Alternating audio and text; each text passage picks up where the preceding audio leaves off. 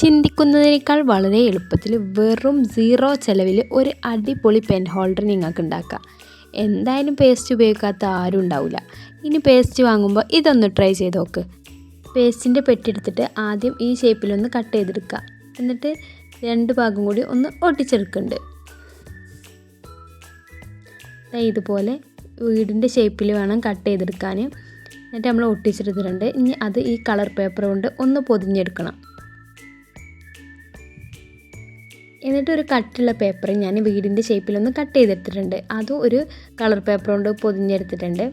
ഇനി ഇത് രണ്ടും കൂടി നമുക്കൊന്ന് ഒട്ടിച്ചെടുക്കാം. എന്നിട്ട് വേറൊരു കട്ടുള്ള പേപ്പർ എടുത്തിട്ട് ഈ വീഡിയോയിൽ കാണുന്ന പോലെ ഒന്ന് ഒട്ടിക്കാം. എന്നിട്ട് രണ്ടിൻ്റെ അറ്റവും ഒന്ന് ഒരു ലെവലിൽ നമുക്ക് കട്ട് ചെയ്തെടുക്കാം.